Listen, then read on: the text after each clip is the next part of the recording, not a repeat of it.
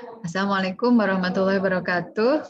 Alhamdulillah, bertemu lagi dengan saya. Kita akan membahas hari ini tentang latihan jurnal akuntansi di lembaga zakat. Ya. Saya masih berhutang satu materi kepada teman-teman, jadi insya Allah dalam setengah jam ke depan kita akan membahas soal latihan untuk jurnal transaksi di lembaga zakat. Sebelumnya saya ingin mengingatkan kembali ke teman-teman tentang persamaan akuntansi dalam lembaga zakat yang dia membedakan dengan lembaga akuntansi umum dan akuntansi syariah. Ya. Jadi letak perbedaannya adalah di sini ya, aset sama dengan kewajiban atau liability ditambah modal atau equity. Nah, ini ada di akuntansi umum. Nah, untuk di akuntansi syariah, aset itu sama dengan kewajiban ditambah dana syirkah temporer dan modal atau ekuitas. Nah, untuk di akuntansi lembaga zakat, aset itu sama dengan kewajiban atau liability ditambah dana atau saldo dana, ya. Meskipun secara logika ini hampir sama dengan modal, tentunya ya. Jadi dia letaknya di sisi pasifa dan dia saldo normalnya adalah di kredit, ya.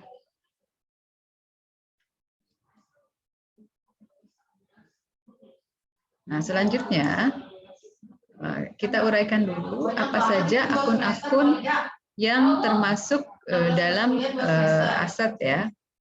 Dalam aset di akuntansi lembaga zakat, ini aset dari mulai aset lancar dan aset tetap ya. Dan ini akunnya tentu diletakkan dari mulai yang paling yang paling lancar dari kas, persediaan, piutang bergulir, piutang penyaluran, biaya dibayar di muka, uang buku kegiatan dan lain-lain sampai aset yang sangat tetap yaitu tanah dan lain. Oke.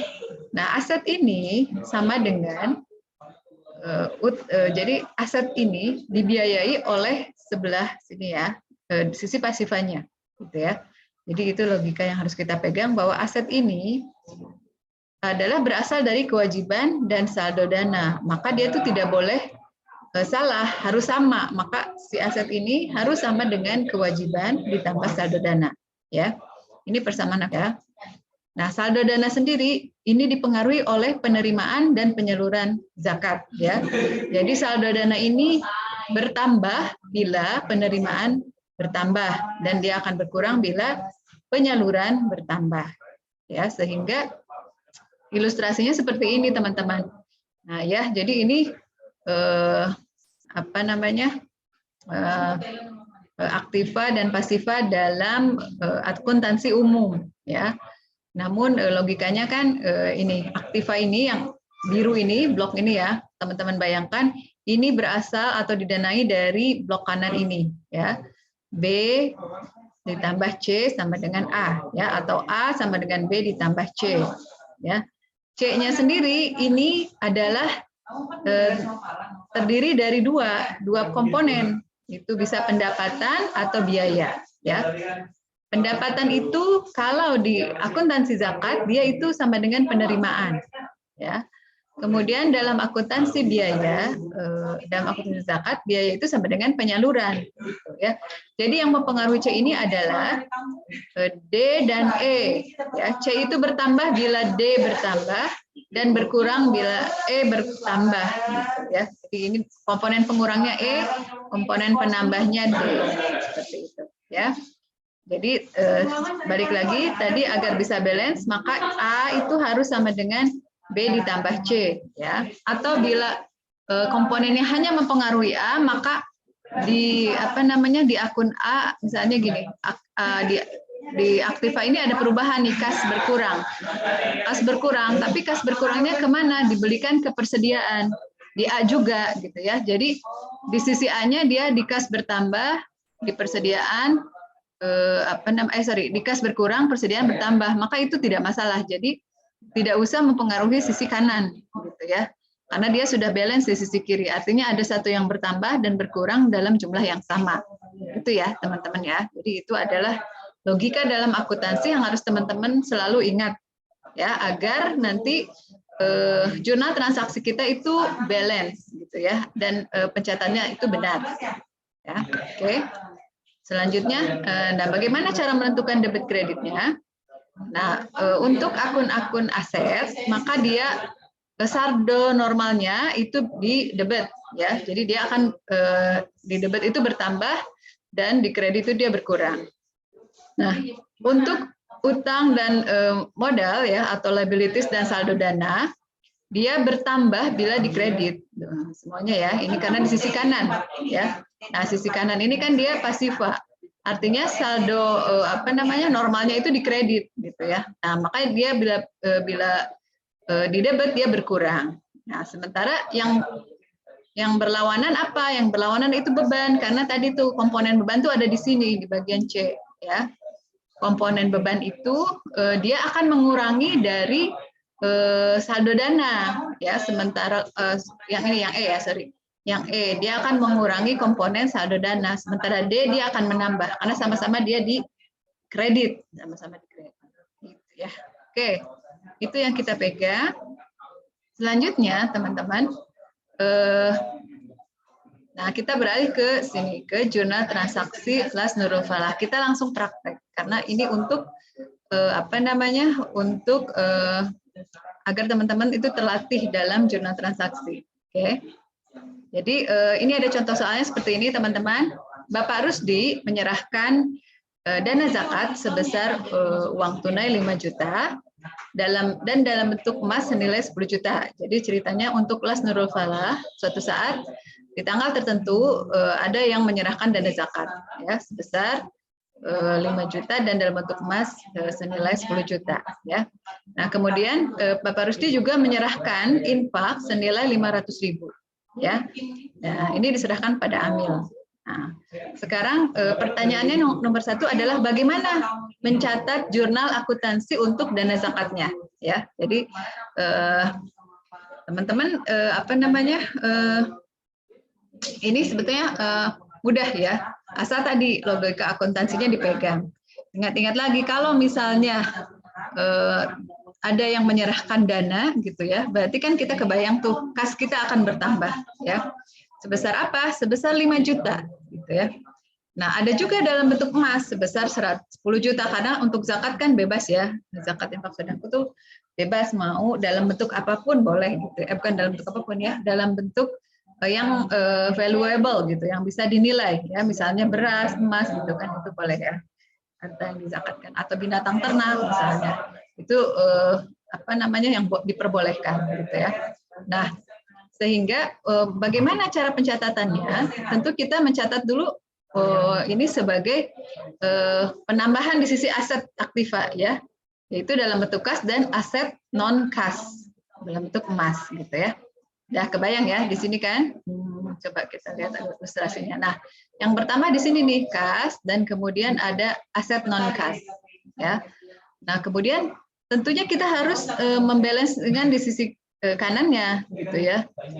Berupa apa itu? Itu kan tadi penyerahan ya, penyerahan berarti penerimaan dana ya, yang dia akan mempengaruhi saldo dana ya. Saldo dana itu kan komponennya terdiri dari ini ini. Nah, saldo dana itu komponennya adalah D dan E ya. D itu penerimaan, E itu penyaluran. Kalau tadi itu masuk berarti kan dia penyaluran dana ya. Jadi diterima sebagai penyaluran dana oleh Amil. Oke, berarti jurnal transaksinya seperti apa? Nah, seperti ini, debit kas dalam bentuk tadi ya. Kas apa itu? Kas zakat ya. Kas zakat senilai berapa? Senilai 5 juta ya.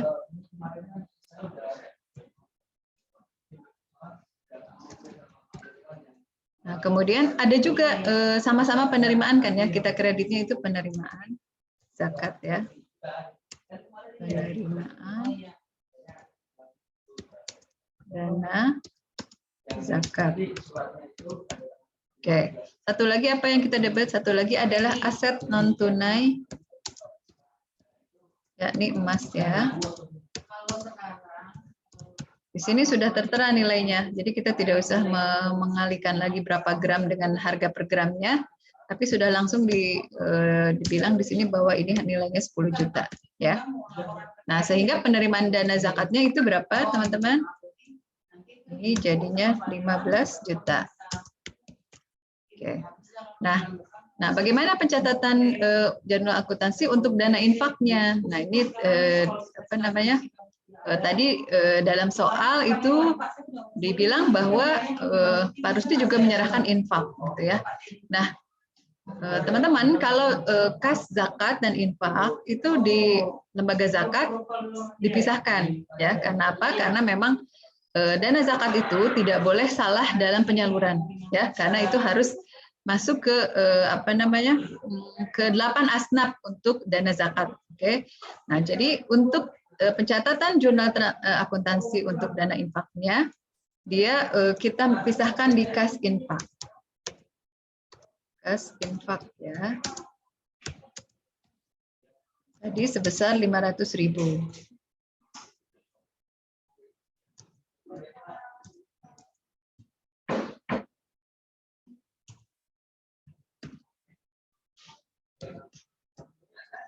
Nah, apalagi di sini di kreditnya tentu sama tadi ya logikanya dengan penerimaan dana zakat. Jadi kita catatkan itu aku itu sebagai penerimaan dana infak.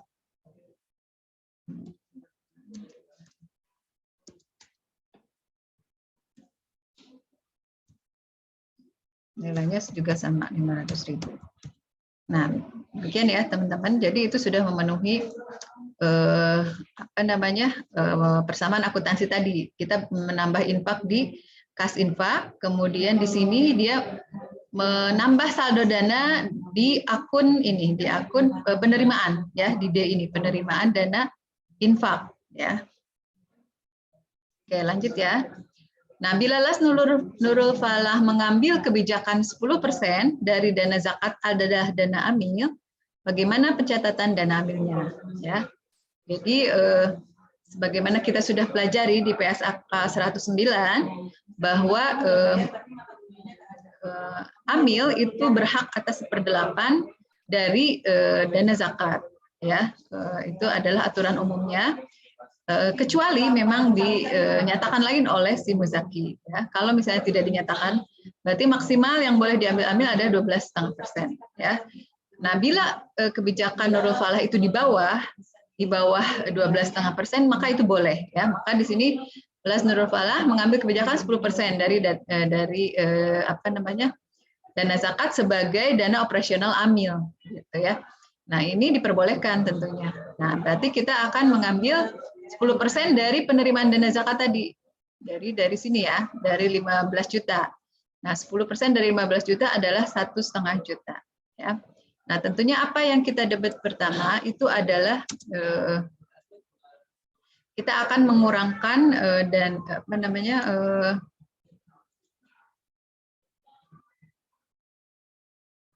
sebentar. Nah, baik, kita lanjut ya. Nah, tadi sampai pada Nurul Falah mengambil kebijakan 10% dari dana zakat untuk dana amil, maka bagaimana pencatatannya? Yang pertama itu debit apa dulu? Nah, kita bisa saja langsung gitu ya dari kas zakat ke kas amil ya. Namun amil itu merupakan salah satu dari asnaf zakat gitu, sehingga kita harus catatkan dulu dia sebagai apa namanya penyaluran dana. Oke, jadi kita dapat dulu penyaluran dana. Artinya kita akan menyalurkan dana zakat ya pada amil itu sebesar 1,5 juta.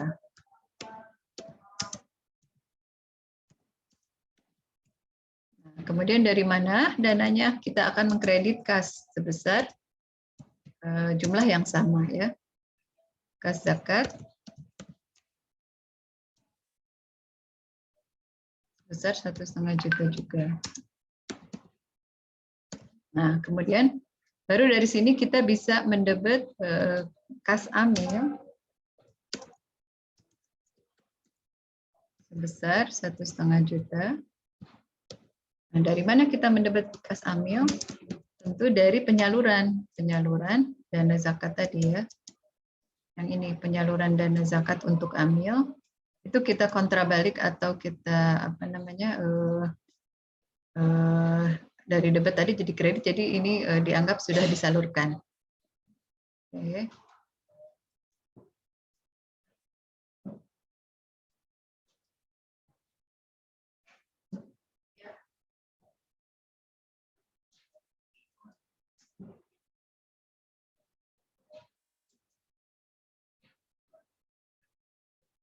Nah, jadi gini ya teman-teman, jurnalnya yang betul dari kas zakat ke kas amil. Sebetulnya bisa langsung ya, kredit debit kas amil, kredit kas zakat.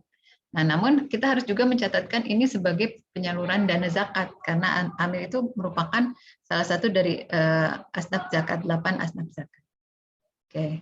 Nah, ini kita sudah bisa membuat jurnal transaksi untuk pencatatan pengakuan dana zakat, kemudian juga ini untuk pengakuan dana amil. Ya, selanjutnya untuk soal berikut. Nah, Las Nurul Falah menyalurkan zakat kepada fakir miskin sebesar uang tunai 5 juta dan emas sebesar 4 juta. Serta menyalurkan kas infak sebesar 10 juta.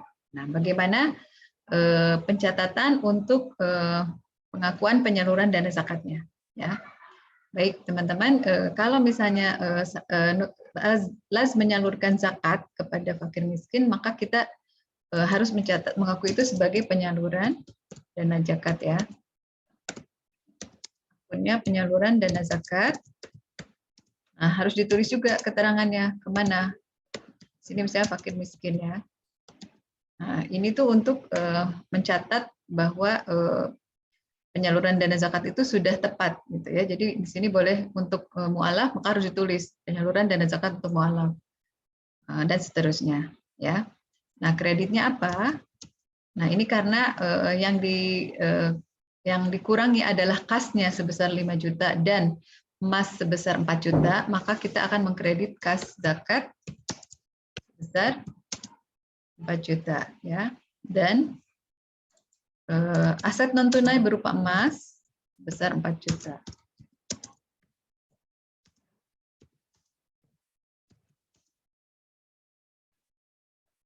Nah, karena penyalurannya sebesar tadi berapa? 9 juta ya. 9 juta terdiri dari kas zakat sebesar 4 juta, 5 juta, dan aset non tunai berupa emas sebesar 4 juta. Nah, maka ini balance ya, 9 sama dengan 5 ditambah 4. Nah, untuk infaknya seperti apa? Sama, jadi infak juga kita harus kasih keterangan di akunnya. Penyaluran dana infak itu untuk apa? Misalnya di sini sama-sama untuk fakir miskin. Fakir miskin itu sebesar 10 juta.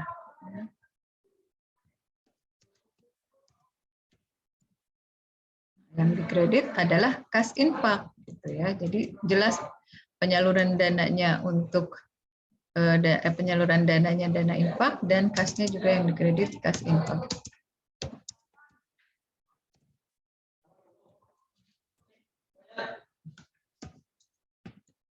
Seperti itu teman-teman ya. Lanjut ke soal latihan transaksi berikutnya. Nah, ceritanya Las Nurul Falah ingin menyalurkan dana untuk mualaf di Papua sebesar 20 juta melalui Las Amanah di Papua ya. Nah, jadi teman-teman dalam transaksi penerimaan dan penyaluran dana zakat itu tidak selamanya satu lembaga zakat itu bisa menyalurkan sendiri gitu ya. Kadang-kadang juga dia menitipkan kepada lembaga zakat yang ada di daerah lain agar si dana zakat ini bisa terserap ya. Oke. Nah, bagaimana pencatatan penyaluran dana lewat Las lain itu? Nah, yang pertama adalah kalau misalnya dia baru mentransfer ke Las Amanah, maka kita catatkan seperti ini. Ya, kita lihat nih apa yang berkurang atau apa yang bertambah ya. Nah, yang pertama kita catatkan itu sebagai piutang, ya. Karena apa? Karena las amanah tersebut belum menyalurkan si dana zakat tersebut ke mualaf yang di Papua itu, ya. Jadi kita catat sebagai piutang penyaluran zakat.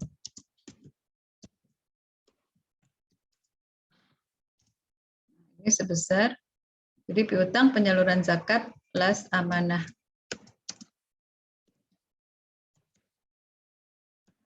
Ini sebesar 20 juta, ya. Yang dikredit apa? Yang dikredit tentunya adalah kas zakat, ya. Nah, ini kalau si las Nurul Falah ini baru mentransfer ke las amanah, ya. Kas zakat.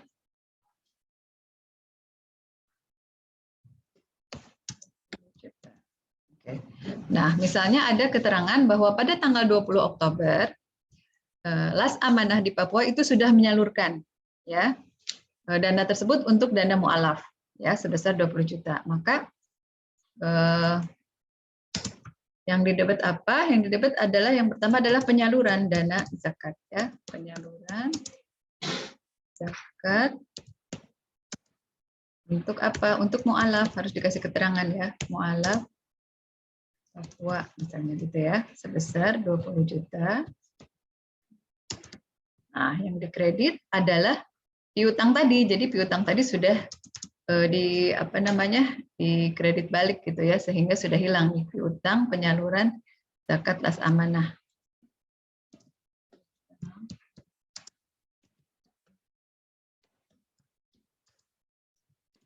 Di jurnal balik, ya, las amanah sebesar 20 juta, ya. Jadi nanti yang tercatat adalah penyaluran zakat ini kepada mualaf ini, ya, dan yang dikredit yang ini adalah kas zakat, gitu, ya. Oke. Selanjutnya adalah kita sudah bisa jurnal transaksi kalau si lembaga zakat tersebut menitipkan dananya lewat las lain. Nah, berikutnya adalah kasusnya, ada dua contoh kasus lagi, ya. Nah, bagaimana bila si las Nurul Falah tadi memberikan ujroh atau upah kepada las amanah, ya? Bagaimana transaksinya? Misal kalau ujrohnya itu sebesar 500.000, ya, maka yang didebet adalah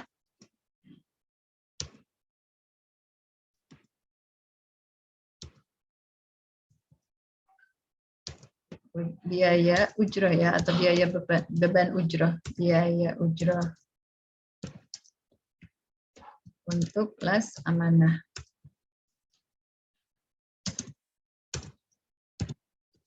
Nah, biaya ujroh itu kan termasuk dari pengurang, ya, pengurang dari saldo dana. Nah, selanjutnya diambil dari mana? Diambil dari kas zakat atau dari kas yang lain, gitu, ya? Karena ini merupakan satu tugas dari amil sebetulnya untuk menyalurkannya, maka dia diambil dari kas amil, ya. Besar tadi misalnya 500.000, ya.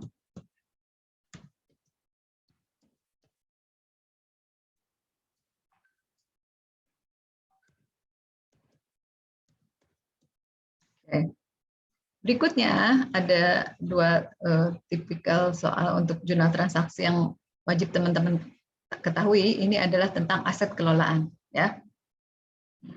Jadi aset kelolaan itu adalah aset yang dibeli oleh dana zakat yang dipergunakan untuk kepentingan 8 asnaf tadi, dengan catatan bahwa kepentingan yang lebih urgent itu sedang tidak ada, ya. Misalnya yang sifatnya untuk makanan, untuk yang primer itu sudah dipenuhi, maka boleh amil itu mengambil kebijakan, misalnya dia ingin membeli ambulans untuk untuk disalurkan ke satu program, atau ambulans tersebut digunakan untuk operasional di daerah amil tersebut, gitu, ya, untuk membantu orang-orang sekitar membawa jenazah atau membawa orang ke rumah sakit, ya. Nah, aset kelolaan ini ada aturannya ya, teman-teman nanti baca lagi. Ini saya ingin memberikan penekanan dalam hal jurnal transaksinya ya. Nah, ada dua case di sini. Yang pertama, bila aset kelolaan tersebut tidak dalam pengendalian AMIL atau diserahkan langsung kepada programnya ya. Misalnya tanggal 1 November, Las Nurul Falah membeli ambulans dengan dana zakat sebesar 240 juta dan diserahkan pada Las Duafa Dana ya. Nah, apa yang didebet? Nah, karena yang dibeli itu aset kelolaan ya, maka kita tuliskan juga sebagai aset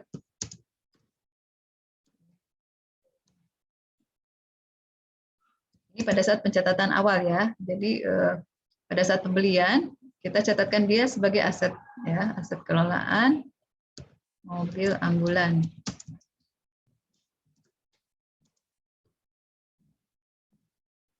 Besar 240 juta. Selanjutnya apa yang dikredit? Kalau dananya berasal dari kas zakat, maka tuliskan ini sebagai kas zakat ya. Ya, mengurang kas zakat.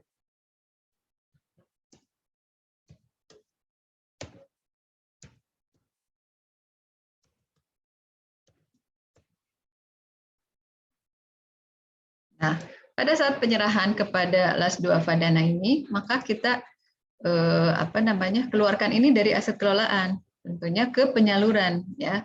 Penyalurannya penyaluran apa? Ini penyaluran ini bagian dari fisabilillah ya.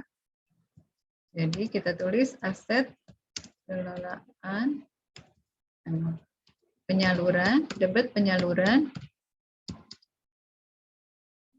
zakat fisabilillah. Yang dikredit apa? Yang dikredit tentunya adalah aset kelolaan tadi yang di atas ya. Kita jurnal balik sehingga sudah tidak ada lagi nih aset kelolaan mobil ambulans karena ini sifatnya diserahkan langsung kepada pengelola programnya.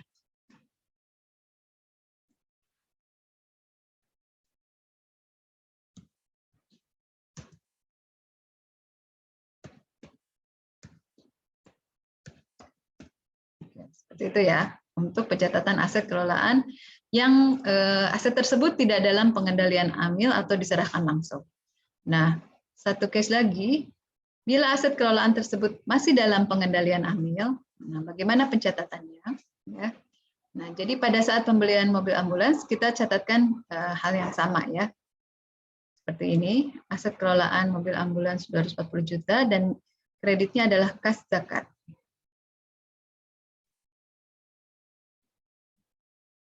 Saya copy ya biar cepat.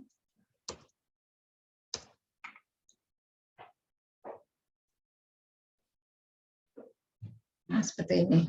Sama pada saat di dibeli gitu. Mobil ambulansnya pada saat dibeli oleh si Amil, maka pencatatan seperti ini. Nah, pada saat penyerahan karena masih dalam pengendalian Amil, maka diakui sebagai penyerahan zakat itu secara bertahap, teman-teman. Nah, ini sesuai dengan penyusutan atau beban penyusutan ya.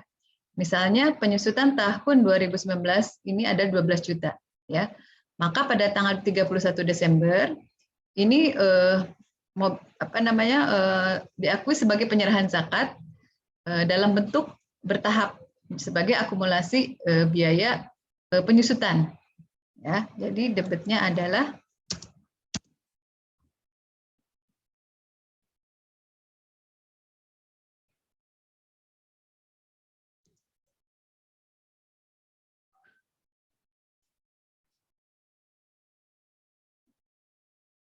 ya. Jadi yang didebat adalah penyerahan dana zakat. Ini yang bertahap ya, dana zakat besar. Ini besar beban penyusutan.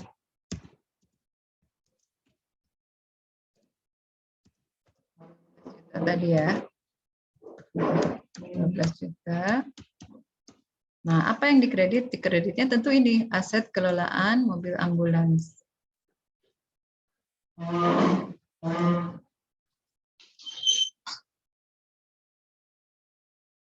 Nah, aset kelolaan mobil ambulans kita kurangi sebesar beban penyusutan tadi, sebesar 12 juta.